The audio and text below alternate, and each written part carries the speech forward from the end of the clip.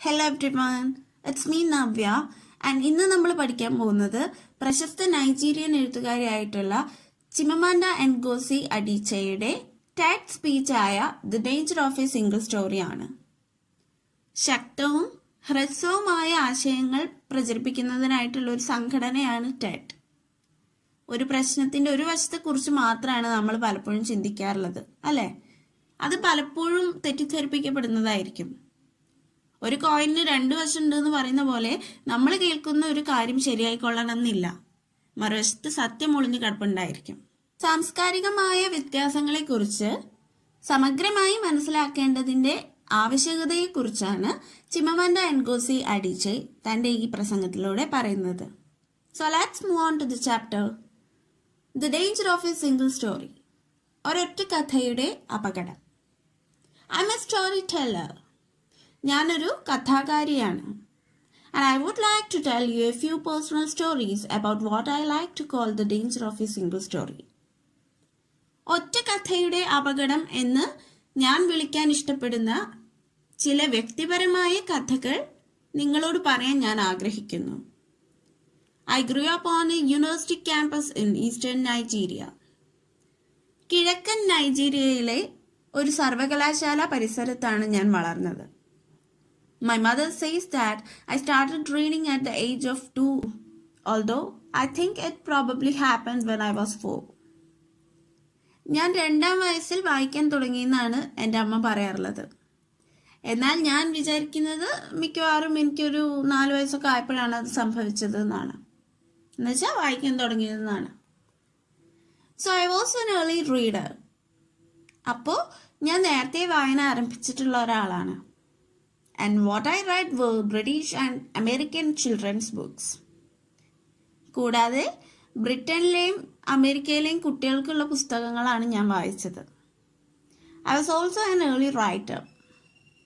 ഞാൻ നേരത്തെ തന്നെ എഴുതാനും തുടങ്ങിയിട്ടുണ്ടായിരുന്നു. And when I began to write at about the age of 7, stories in pencil with crayon illustrations that my poor mother was obligated to read. എൻ്റെ 7-ാം വയസ്സിൽ ഞാൻ എഴുതാൻ തുടങ്ങിയപ്പോൾ ഞാൻ പെൻസിൽ ഉപയോഗിച്ച് വരച്ച കഥകളും ക്രയോൺ ചിത്രങ്ങളൊക്കെ വായിക്കാൻ വേണ്ടിയിട്ട് എൻ്റെ പാവ അമ്മ നിർബന്ധിതയാകുമായിരുന്നു. I wrote exactly the kind of stories I was reading. ഞാൻ വായിച്ചിരുന്ന തരത്തിലുള്ള അതേ കഥകളാണ് ഞാൻ എഴുതാറുള്ളതും. All my characters were white and blue eyed. എൻ്റെ എല്ലാ കഥാപാത്രങ്ങളും നീല കണ്ണുള്ള വെള്ളക്കാരായിരുന്നു. They played in the snow, they ate apples, and they talked a lot about the weather, how lovely it was that the sun had come out. അവർ മഞ്ഞിൽ കളിക്കുകയും apple കഴിക്കുകയും കാലാവസ്ഥയെക്കുറിച്ചൊക്കെ കുറേ സംസാരിക്കുകയും ചെയ്തിരുന്നു. സൂര്യൻ പ്രത്യക്ഷപ്പെട്ടത് എത്ര മനോഹരമായിരുന്നു എന്നും മറ്റും അവർ സംസാരിച്ചിരുന്നു. But I have never been outside Nigeria. പക്ഷേ ഞാൻ ഒരിക്കലും നൈജീരിയയ്ക്ക് അപ്പുറം പോയിട്ടില്ല. നൈജീരിയയ്ക്ക് പുറത്ത് പോയിട്ടില്ലായിരുന്നു. We didn't have snow. ഞങ്ങൾക്കിവിടെ മഞ്ഞില്ലായിരുന്നു. We ate mangoes and we never talked about the weather. ഞങ്ങൾ മാമ്പഴമാണ് കഴിച്ചിരുന്നത്. മാത്രമല്ല ഞങ്ങൾ ഒരിക്കലും കാലാവസ്ഥയെക്കുറിച്ചൊന്നും സംസാരിച്ചിരുന്നില്ല. Because there was no need to. കാരണം അതിൻ്റെ ആവശ്യമുണ്ടായിരുന്നില്ല അങ്ങനെ കാലാവസ്ഥയെ കുറിച്ച് സംസാരിക്കേണ്ടതിൻ്റെ. What this shows I think is how impressionable and vulnerable we are in the face of a story, particularly as children. എനിക്ക് തോന്നുന്നു ഇത് വ്യക്തമാക്കുന്നത് പ്രത്യേകിച്ചും കുട്ടികൾ എന്ന നിലയിൽ ഇത്തരം ഒരു കഥ മൂലം ഞങ്ങൾ എത്രമാത്രം വേഗത്തിൽ സ്വാധീനിക്കപ്പെടുന്നവരും ദുർബലരാക്കപ്പെടുന്നവരുമാണെന്നാണ്. ഇംപ്രഷനബിൾ മീൻസ് ഈസിലി ഇൻഫ്ലുവൻസ്ഡ്, എളുപ്പം സ്വാധീനിക്കാവുന്ന. ആൻഡ് വൾനറബിൾ മീൻസ് ദുർബലമായ, എളുപ്പം ആക്രമിക്കാവുന്ന അല്ലെങ്കിൽ മുറിപ്പെടുത്താവുന്ന. Because all I had read were books in which characters were foreign. കാരണം ഞാൻ വായിച്ച പുസ്തകങ്ങളിലെ കഥാപാത്രങ്ങളെല്ലാം വിദേശികളായിരുന്നു. I had become convinced that books by their very nature had to have foreigners in them and had to be about things with which I could not personally identify. എനിക്ക് വ്യക്തിപരമായി തിരിച്ചറിയാൻ കഴിയാത്ത കാര്യങ്ങളും വിദേശ കഥാപാത്രങ്ങളുമാണ് പുസ്തകങ്ങളുടെയൊക്കെ അടിസ്ഥാന സ്വഭാവം എന്നാണ് ഞാൻ വിശ്വസിച്ചിരുന്നത്. Now things changed when I discovered African books. എന്നാൽ ഇപ്പോൾ ഞാൻ ആഫ്രിക്കൻ പുസ്തകങ്ങൾ കണ്ടെത്തി കഴിഞ്ഞപ്പോൾ കാര്യങ്ങളൊക്കെ മാറി. There weren't many of them available and they weren't quite as easy to find as the foreign books. എന്നാൽ അവ പലതും കിട്ടാനില്ലായിരുന്നു എന്ന് മാത്രമല്ല, വിദേശ പുസ്തകങ്ങളെ പോലെ എളുപ്പം കണ്ടെത്താനും പ്രയാസമായിരുന്നു.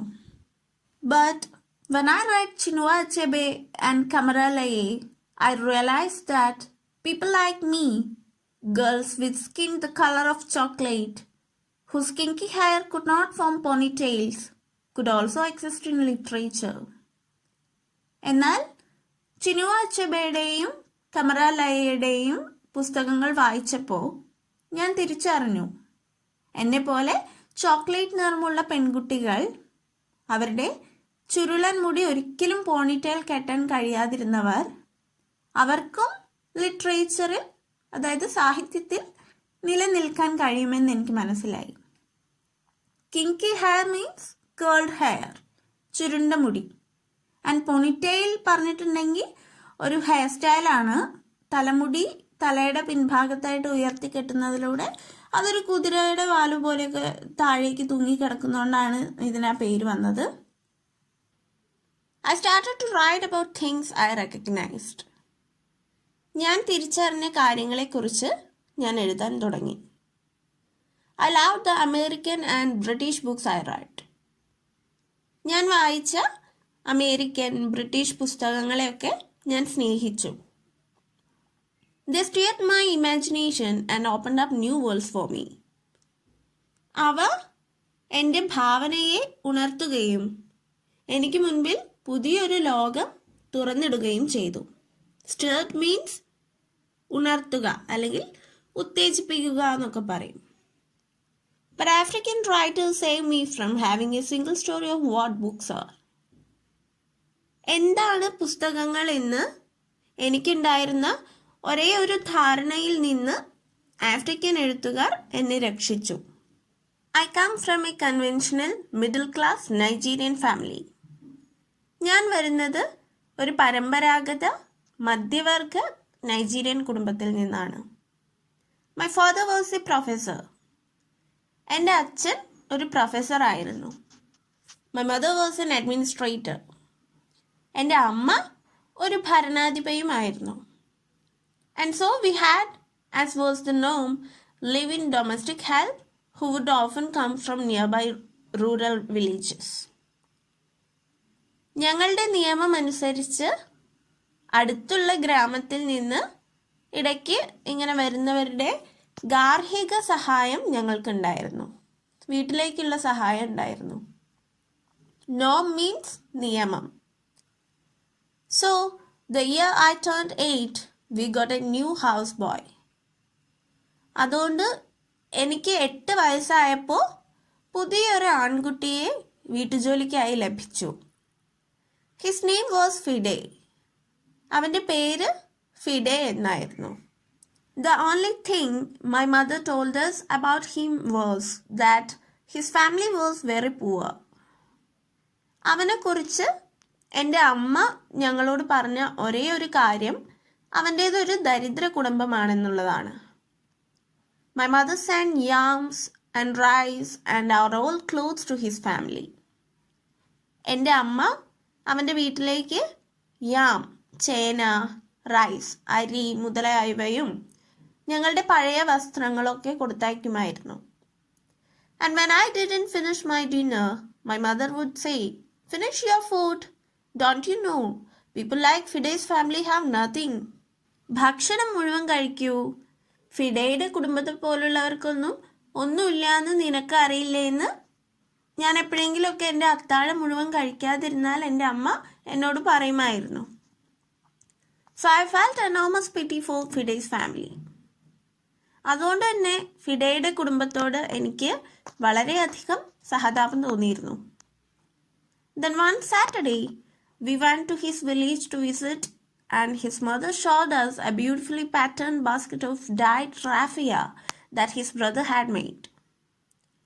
ഒരിക്കൽ ഒരു ശനിയാഴ്ച ഞങ്ങൾ അവൻ്റെ ഗ്രാമം സന്ദർശിക്കാൻ പോയപ്പോൾ അവൻ്റെ സഹോദരൻ നിർമ്മിച്ച നിറം കൊടുത്ത റാഫിയ ചെടി കൊണ്ടുണ്ടാക്കിയിട്ടുള്ള മനോഹരമായി ഡിസൈൻ ചെയ്ത ഒരു കൊട്ട അവൻ്റെ അമ്മ ഞങ്ങളെ കാണിച്ചു. പാറ്റേൺ മീൻസ് ഡിസൈൻ, അലങ്കരിച്ച അല്ലെങ്കിൽ ചിത്രപ്പണി ചെയ്ത. ഡൈ മീൻസ് ചായം പൂശുക, അതായത് നിറം കൊടുക്കുക. ആൻഡ് റാഫിയ ഒരു തരം ആഫ്രിക്കൻ പാം ട്രീ ആണ്. ഇതിൻ്റെ ഇലകളിൽ നിന്നുള്ള നാര് വെച്ചിട്ട് ബാസ്ക്കറ്റ്സ് ഒക്കെ അവിടുത്തെ ഉണ്ടാക്കാറുണ്ട്. I was startled. ഞാൻ ആശ്ചര്യപ്പെട്ടു പോയി. It had not occurred to me that anybody in his family could actually make something. അവൻ്റെ കുടുംബത്തിൽ ആർക്കെങ്കിലുമൊക്കെ എന്തെങ്കിലുമൊക്കെ ഉണ്ടാക്കാൻ കഴിയുമെന്ന് ഞാൻ കരുതിയിരുന്നില്ല. All I had heard about them was how poor they were. ഞാൻ അവരെക്കുറിച്ച് ആകെ കേട്ടിട്ടുള്ളത് അവരെത്ര ദരിദ്രരാണെന്നുള്ളത് മാത്രമാണ്. So that it had become impossible for me to see them as anything else but poor. അതുകൊണ്ട് തന്നെ ദരിദ്രരല്ലാതെ അവരെ മറ്റെന്തെങ്കിലും ആയിട്ട് കാണുക എന്നുള്ളത് എനിക്ക് അസാധ്യമായിരുന്നു. The poverty was my single story of them. എനിക്ക് അവരെക്കുറിച്ച് അറിയാവുന്ന ഏക കഥ അവരുടെ ദാരിദ്ര്യമായിരുന്നു. Years later, I thought about this when I left Nigeria to go to university in the United States. വർഷങ്ങൾക്ക് ശേഷം നൈജീരിയ വിട്ട് അമേരിക്കയിലെ സർവകലാശാലയിലേക്ക് പോയപ്പോൾ ഞാൻ ഇതിനെക്കുറിച്ച് വീണ്ടും ചിന്തിച്ചു. I was 19. എനിക്കന്ന് 19 വയസ്സായിരുന്നു പ്രായം. My American roommate was shocked by me. എൻ്റെ അമേരിക്കക്കാരിയായ റൂംമേറ്റ് എന്നെ കണ്ട് ഞെട്ടി. She asked where I had learned to speak English so well. ഞാൻ എവിടെ നിന്നാണ് ഇത്രയും നന്നായിട്ട് ഇംഗ്ലീഷ് സംസാരിക്കാൻ പഠിച്ചതെന്ന് അവൾ എന്നോട് ചോദിച്ചു. And was confused when I said that Nigeria happened to have English as its official language. നൈജീരിയയിലെ ഔദ്യോഗിക ഭാഷ ഇംഗ്ലീഷ് ആണെന്ന് ഞാൻ പറഞ്ഞപ്പോൾ അവൾ കൂടുതൽ ചിന്താക്കുഴപ്പത്തിലാവുകയും ചെയ്തു. She asked if she could listen to what she called my tribal music. എൻ്റെ ഗോത്ര സംഗീതം എന്ന് അവൾ വിളിക്കുന്ന മ്യൂസിക് കേൾക്കാൻ കഴിയുമോ എന്ന് അവൾ എന്നോട് ചോദിച്ചു. And was consequently very disappointed when I produced my tape of Mariah Carey. എന്നാൽ ഞാൻ മരിയ കാരയുടെ ടേപ്പ് അവൾക്ക് സമ്മാനിച്ചപ്പോൾ അവൾക്ക് വളരെയധികം നിരാശ തോന്നി. She had felt sorry for me even before she saw me. എന്നെ കാണുന്നതിന് മുൻപ് തന്നെ അവൾക്ക് എന്നോട് സഹതാപം തോന്നിയിട്ടുണ്ടായിരുന്നു. Her default position towards me as an African was a kind of patronizing, well-meaning pity. ഒരു ആഫ്രിക്കക്കാരി എന്ന നിലയിൽ അവൾക്ക് എന്നോടുള്ള ഈ ഡിഫോൾട്ട് പൊസിഷൻ, തെറ്റായ നിലപാട്, ഒരു തരത്തിൽ പാട്രണൈസിങ്, സഹായകരവും, ആൻഡ് വെൽ മീനിങ് പിറ്റി, നല്ല ഉദ്ദേശത്തോടു കൂടിയ അനുകമ്പയുമായിരുന്നു. My roommate had a single story of Africa. എൻ്റെ റൂംമേറ്റിന് ആഫ്രിക്കയെക്കുറിച്ച് ഒരൊറ്റ കഥയെ അറിയുന്നുണ്ടായിരുന്നുള്ളൂ. In this single story there was no possibility of Africans being similar to her in any way. ഈ ഒരൊറ്റ കഥയിൽ ആഫ്രിക്കക്കാർ ഒരിക്കലും ഒരു തരത്തിലും അവൾക്ക് തുല്യമാവാൻ യാതൊരുവിധ സാധ്യതയുമില്ലായിരുന്നു. No possibility of feelings more complex than pity. No possibility of a connection as human equals. അനുകമ്പയേക്കാൾ സങ്കീർണമായ വികാരങ്ങൾക്കും തുല്യ മനുഷ്യരെന്ന ബന്ധത്തിനും യാതൊരുവിധ സാധ്യതയുമില്ലായിരുന്നു. I must say that before I went to the US, I didn't consciously identify as African. US-ലോട്ട് പോകുന്നതിന് മുൻപ് ഞാൻ ഒരിക്കലും ഒരു African വംശജയാണെന്ന് ബോധപൂർവം മനസ്സിലാക്കാൻ ശ്രമിച്ചിട്ടില്ല. But in the US, whenever Africa came up, people turned to me. എന്നാൽ യു എസിൽ വെച്ച് ആഫ്രിക്ക ഒരു ചർച്ചാ വിഷയമായപ്പോഴൊക്കെ ആളുകൾ എൻ്റെ നേർക്ക് തിരിഞ്ഞിരുന്നു. I did come to embrace this new identity. എൻ്റെ ഈ പുതിയ വ്യക്തിത്വത്തെ ഞാൻ സ്വീകരിച്ചു, അംഗീകരിച്ചു.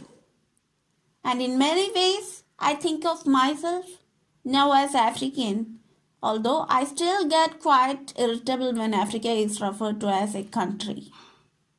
എന്നിരുന്നാലും ഒരു രാജ്യമെന്ന നിലയിൽ ആഫ്രിക്ക പരാമർശിക്കപ്പെടുമ്പോഴൊക്കെ ഞാൻ ഇപ്പോഴും അസ്വസ്ഥയാകാറുണ്ട്. After I had spent some years in the US as an African, I began to understand my roommate's response to me. ഒരു ആഫ്രിക്കൻ എന്ന നിലയിൽ കുറച്ച് വർഷങ്ങൾ അമേരിക്കയിൽ ചെലവഴിച്ചു കഴിഞ്ഞപ്പോൾ എൻ്റെ റൂംമേറ്റിൻ്റെ പ്രതികരണം ഞാൻ മനസ്സിലാക്കി തുടങ്ങി.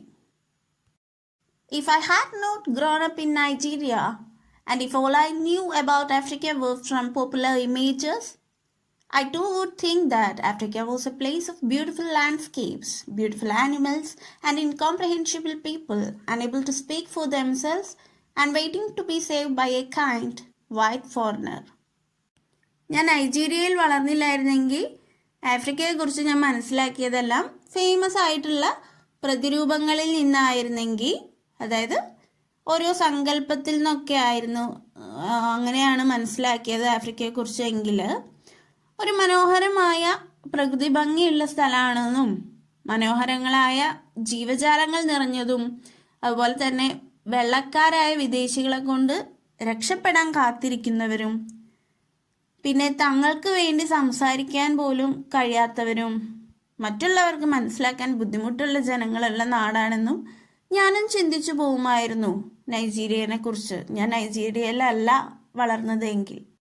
I would see Africans in the same way that I, as a child, had seen Fide's family.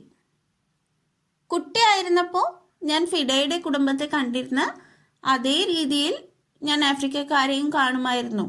എങ്ങനെയെങ്കിൽ ഞാൻ ആഫ്രിക്കയിലല്ല ജനിച്ചത് എങ്കിൽ.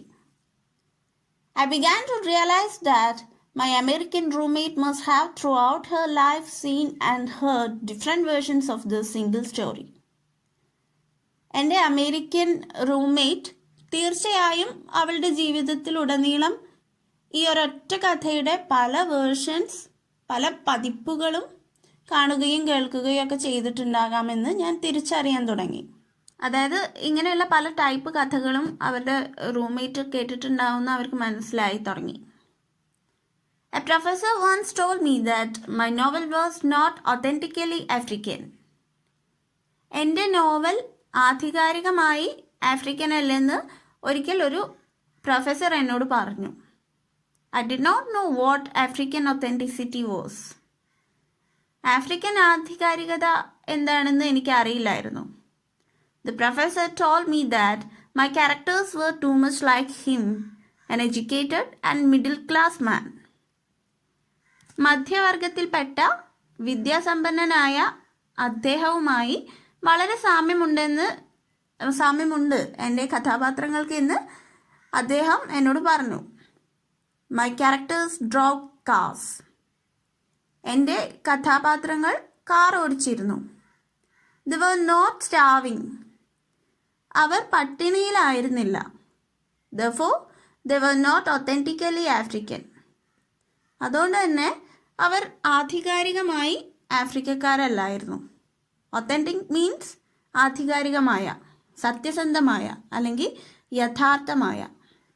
When I learned some years ago that writers were expected to have had really unhappy childhoods to be successful, I began to think about how I could invent horrible things my parents had done to me. എഴുത്തുകാർ വിജയിക്കണമെങ്കിൽ ദുരിതപൂർണമായ ഒരു കുട്ടിക്കാലം അവർക്കുണ്ടായിരിക്കണമെന്ന് കുറേ വർഷങ്ങൾക്ക് മുൻപ് ഞാൻ മനസ്സിലാക്കിയപ്പോൾ എൻ്റെ മാതാപിതാക്കൾ എന്നോട് ചെയ്ത ഭയങ്കരമായ കാര്യങ്ങൾ എങ്ങനെ കണ്ടെത്തുമെന്ന് ഞാൻ ചിന്തിച്ചു തുടങ്ങി.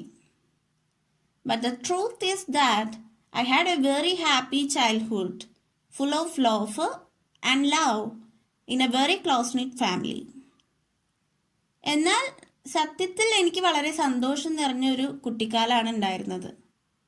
വളരെ ഗാഠബന്ധമുണ്ടായിരുന്ന ഞങ്ങളുടെ കുടുംബം നിറയെ സന്തോഷവും സ്നേഹമൊക്കെയാണ് ഉണ്ടായിരുന്നത്. ക്ലോസ് knit മീൻസ് വളരെ അടുപ്പമുള്ള. But I also had grandfathers who died in refugee camps. പക്ഷേ എനിക്ക് അഭയാർത്ഥി ക്യാമ്പുകളിൽ വെച്ച് മരണപ്പെട്ട മുത്തച്ഛന്മാരുണ്ടായിരുന്നു. My cousin Paul died because he could not get adequate health care. എൻ്റെ കസിൻ പോൾ മരിച്ചത് വേണ്ടത്ര ആരോഗ്യപരിപാലനം കിട്ടാത്തതിനാലായിരുന്നു. One of my closest friends, Okoloma, died in a plane crash because our fire trucks did not have water. എൻ്റെ അടുത്ത സുഹൃത്ത് ഒക്കലോമ മരിച്ചത് വിമാനാപകടത്തിലായിരുന്നു. കാരണം ഞങ്ങളുടെ അഗ്നിശമന സേനാ വാഹനത്തിൽ വെള്ളം ഉണ്ടായിരുന്നില്ല. I grew up under repressive military governments that devalued education so that sometimes my parents were not paid their salaries. ഞാൻ വളർന്നത് വിദ്യാഭ്യാസത്തിന് വില കുറച്ച് കണ്ട എല്ലാറ്റിനെയും അടിച്ചമർത്തുന്ന പട്ടാള ഭരണകൂടത്തിൻ്റെ കീഴിലായിരുന്നു. അതുകൊണ്ട് തന്നെ ചിലപ്പോഴൊക്കെ എൻ്റെ മാതാപിതാക്കൾക്ക് ശമ്പളം കൊടുത്തിട്ടുണ്ടായിരുന്നില്ല. റിപ്രസീവ് മീൻസ് അടിച്ചമർത്തുക, and devalue means undervalue, വില കുറച്ച് കാണുക. All of the stories make me who I am. ഈ കഥകളെല്ലാം ചേർന്നാണ് എന്നെ ഞാനാക്കി രൂപപ്പെടുത്തിയിട്ടുള്ളത്. But to insist on only these negative stories is to flatten my experience and to overlook the many other stories that form me.